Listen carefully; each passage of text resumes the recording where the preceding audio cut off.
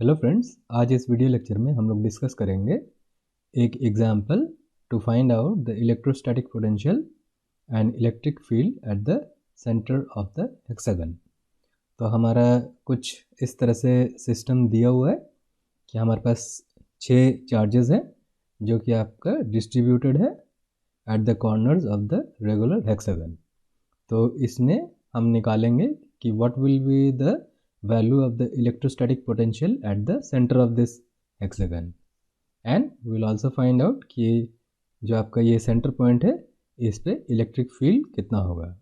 और फिर एक दूसरे केस में हम लोग फाइंड आउट करेंगे कि अगर इस कॉन्फ़िगरेशन से अगर एक चार्ज को हटा दे तो फिर आपका इस सेंटर पॉइंट पे इलेक्ट्रोस्टैटिक पोटेंशियल कितना होगा और इलेक्ट्रिक फील्ड कितना होगा। तो हम लोग देखेंगे कि इस सिनेरियो में इलेक्ट्रोस्टैटिक पोटेंशियल आपका निकल के आएगा 1/4πε0 6q/r और जो आपका इलेक्ट्रिक फील्ड है एट दिस पॉइंट वो आपका ई जो आप निकल के आएगा that will come out to be 0।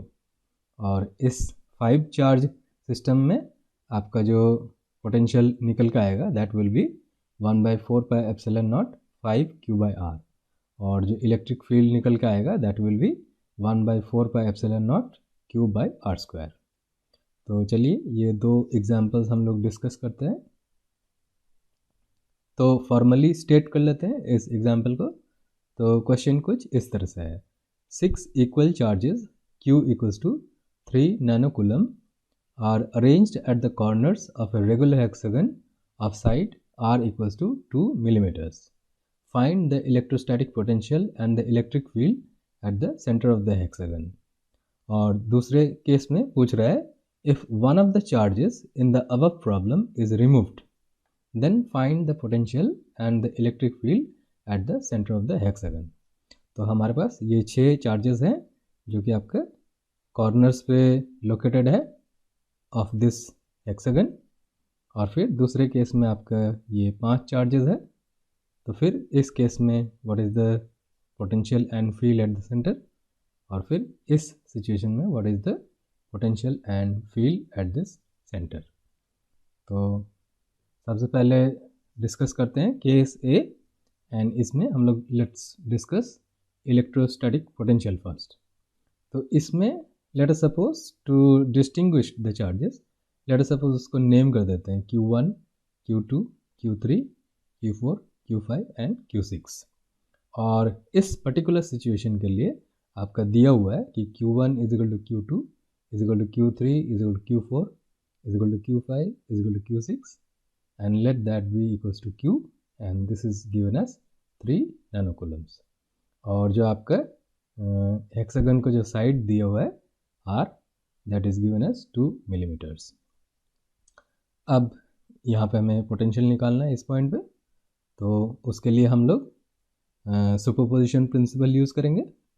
और सुपरपोजिशन प्रिंसिपल आपका क्या बोलता है कि जो आपका ये सेंटर पॉइंट है उस पे जो इलेक्ट्रोस्टैटिक पोटेंशियल है that will be the contribution from all these 6 charges. तो ये 6 चार्जेस का कंट्रीब्यूशन आपका कुछ इस तरह से ऐड हो जाएगा। तो V at the centre is given as V0 will be equal to 1/4πε0 Q1/r plus Q2/r plus Q3/r plus Q4/r plus Q5/r plus Q6/r। अब यहाँ पे आपके चार्जेस जो हैं all the charges are equal, Q1 is equal to Q2 is equal to Q3 is equal to Q4 is equal to Q5 is equal to Q6 is equal to Q। तो ये values हम लोग डालेंगे तो फिर आपका expression आ जाएगा V0 is equal to 1/4πε0 Q/r plus Q/r plus Q/r plus Q/r, ये 6 टाइम हो जाएगा। तो V0 विल बी 1/4πε0 6q/r। अब यहाँ पे जो R है that is the separation of the charges from the centre.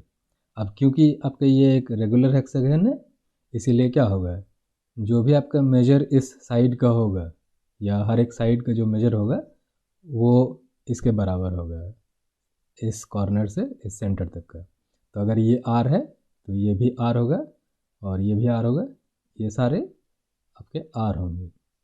तो रेगुलर हेक्सागन में ये आपका एक इक्विलैटरल ट्रायंगल बन जाता है, जिसकी वजह से ये आर है, ये आर है, ये आर है।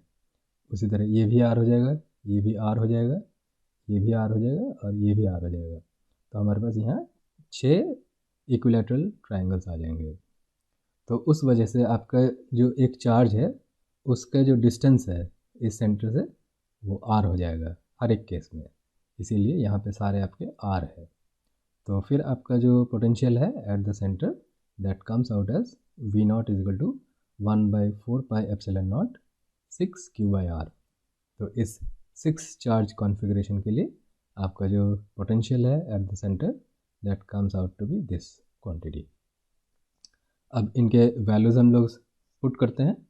तो 1/4 pi epsilon not that is 9 × 10⁹ into 6 into Q मेरा कितना दिया हुआ है 3 नैनो कूलम दिया हुआ है, तो 3 × 10⁻⁹ और आर मेरा दिया हुआ 2 मिलीमीटर, तो 2 × 10⁻3।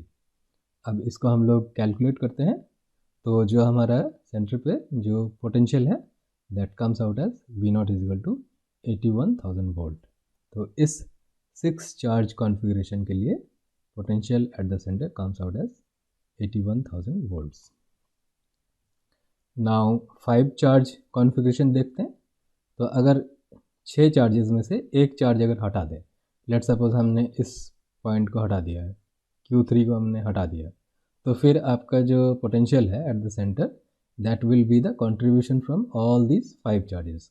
तो उसके वजह से आपका क्या होगा, V naught will be equal to 1/4 pi epsilon naught Q1 by R plus Q2 by R plus Q4 by R, Q5 by R, Q6 by R. जो आपका Q3 बाई आर वाला जो क्वांटिटी है वो हट जाएगा, तो उसके वजह से आपका जो V नॉट है that will be 5 times of Q by R. तो V नॉट हो जाएगा 1/4 pi epsilon naught 5 Q by R. तो this is the electrostatic potential for this 5 charge configuration. तो यहाँ पे जो आपके वैल्यूज़ हैं वो पुट करते हैं। तो V not will B 9 × 10⁻9 into 5 into Q आपका क्या है 3 × 10⁻9 और R आपका 2 × 10⁻3। तो ये कैलकुलेट करेंगे तो ये निकल के आएगा 67500 वोल्ट्स। तो इस कॉन्फ़िगरेशन के लिए सेंटर पे आपका पोटेंशियल इतना आ रहा है 67500 वोल्ट्स। नाउ अब इलेक्ट्रिक फील्ड का डिस्कशन करते हैं। तो पहले केस में जब आपके 6 चार्जेस मौजूद है तो उस केस में आपका क्या है, ये all the 6 charges are equal और इस सेंटर पॉइंट से एक चार्ज का जो डिस्टेंस है वो आर है। तो उस वजह से हर एक चार्ज की वजह से जो आपका इस सेंटर पॉइंट पे जो इलेक्ट्रिक फील्ड है that will be E and that will be equal to 1/4 pi epsilon naught into Q by R square. तो यहाँ पे आपके सारे चार्जेस इक्वल है जो कि Q के बराबर है 3 नैनो कूलम, और जो आपका सेपरेशन है each of the charges from the centre वो आपका R है। तो इसीलिए ये जितने भी इलेक्ट्रिक फील्ड्स होंगे E1, E2, E3, E4, E5, E6 all will be equal to 1/4 pi epsilon naught into Q by R square. अब जो डायरेक्शन है वो कैसे डिसाइड होगा, अब देखिए यहाँ पे आपके जो चार्जेस हैं Q1, Q2, Q3, Q4, Q5, Q6 all are given as plus charges. यहाँ पे आपका साइन नहीं दिया, इसका मतलब ये है कि जो आपके ये सारे जो चार्जेस हैं वो प्लस साइन है। तो आपका जो Q1 है उसके वजह से electric field at the centre क्या होगा, इस डायरेक्शन में होगा। Q2 जो है उसका इलेक्ट्रिक फील्ड इस पॉइंट पे इस डायरेक्शन में होगा। Q3 जो है वो इस डायरेक्शन में होगा और फिर Q4 जो है उसका इस डायरेक्शन में होगा, Q5 का इस डायरेक्शन में होगा और Q6 का इस डायरेक्शन में होगा। और ये जितने भी इलेक्ट्रिक फील्ड्स हैं E1, E2, E3, E4, E5, E6 इन सब के मैग्नीट्यूड्स बराबर होंगे क्योंकि चार्जेस बराबर दिए हुए हैं और जो आपका सेपरेशन है वो इक्वल है and that is equal to R because this is a regular hexagon. तो उस वजह से क्या होगा, ये जितने भी मैग्नीट्यूड्स होंगे E1, E2, E3, E4, E5, E6 all will be equal and that will be equal to E and that will be equal to 1/4 pi epsilon naught Q by R square. अब यहाँ पे अगर vector की बात करेंगे तो फिर हम देखेंगे कि जो आपका E4 जो है वो एग्जैक्टली ऑपोजिट है E1 के। उसी तरह आपका जो E5 है वो एग्जैक्टली ऑपोजिट है E2 के। E6 जो है वो एग्जैक्टली ऑपोजिट है E3 के। तो उस वजह से क्या होगा, vectorially E4 will be equal to minus E1, E5 will be equal to minus E2, E6 will be equal to minus E3। अब मैग्नीट्यूड्स बराबर है और ऑपोजिट डायरेक्शन में है, तो इस वजह से क्या होगा, ये इसको कैंसिल कर देगा, ये इसको कैंसिल कर देगा, ये इसको कैंसिल कर देगा। दैट इज़ जो आपका E4 है वो E1 को कैंसिल कर देगा, E5 E2 को कैंसिल कर देगा, E6 E3 को कैंसिल कर देगा। तो ये सारे कंपोनेंट्स एक दूसरे को कैंसिल आउट कर देंगे, जिसकी वजह से आपका जो सेंटर पॉइंट है वहाँ पे इलेक्ट्रिक फील्ड जो है वो ज़ीरो हो जाएगा। तो ये सिमेट्री के वजह से यहाँ पे जो आपका इलेक्ट्रिक फील्ड है इस पॉइंट पे वो ज़ीरो हो जाएगा। सिमेट्री है प्लस आपका जो चार्जेस है वो बराबर है, और जो आपका साइड्स है वो तो इक्वल है ही, क्योंकि ये आपका एक रेगुलर हेक्सागन है। तो इस केस में आपका जो इलेक्ट्रिक फील्ड है at the centre that will be zero. Now जो आपका 5 चार्ज कॉन्फ़िगरेशन वाला सिस्टम है जिसमें हमने इस चार्ज को हटा दिया, तो इसमें क्या होगा, इसमें आपका Q1 की वजह से E1 रहेगा, Q2 की वजह से E2 रहेगा। अब Q3 तो नहीं है तो उसकी वजह से हमारा ये वाला गायब हो जाएगा, और Q4 की वजह से E4 रहेगा, Q5 की वजह से E5 रहेगा, और Q6 की वजह से E6 रहेगा। अब ये E1 E4 कैंसिल कर देगा, E2 E5 कैंसिल कर देगा, तो ये चार कंपोनेंट्स तो गायब हो जाएंगे। बट आपका ये जो E6 है इसका काउंटर पार्ट नहीं है, तो इस वजह से जो इस सिस्टम का जो रिजल्टेंट इलेक्ट्रिक फील्ड होगा वो सिर्फ क्या हो जाएगा, E6, and that is equal to E, and that is equal to 1/4 pi epsilon naught Q by R square. तो उस वजह से इस 5 चार्ज कॉन्फ़िगरेशन में the electric field will be only this E6, and therefore E naught will be equal to E6. So E naught will be equal to E6, which is equal to 1/4 pi epsilon naught Q by R square. तो ये आपका expression आ जाएगा for this 5 charge configuration. अब यहाँ पे जो values है वो पुट डाउन करेंगे, तो 1/4 पाई एप्सिलॉन नॉट का वैल्यू दिया, फिर Q आपका दिया हुआ 3 नैनो कूलम, तो 3 × 10⁻⁹, और R स्क्वायर, तो R दिया हुआ 2 मिलीमीटर, तो 2 × 10⁻³ का होल स्क्वायर। अब इसको कैलकुलेट करेंगे तो ये निकल के आ जाएगा आपका 6.75 × 10⁻⁶ न्यूटन पर कूलम। तो ये 5 चार्ज कॉन्फ़िगरेशन की वजह से इलेक्ट्रिक फील्ड आपका इतना आएगा और वैल्यू आपका इतना आएगा।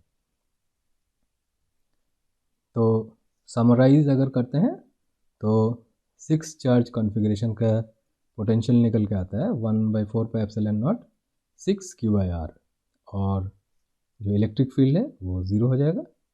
और इस पॉइंट पे फॉर दिस 5 चार्ज कॉन्फ़िगरेशन जो आपका पोटेंशियल है that comes out as 1/4 pi epsilon naught 5 Q/R, और जो आपका इलेक्ट्रिक फील्ड है that comes out as 1/4 pi epsilon naught Q/R square. Fine. So that's all for today.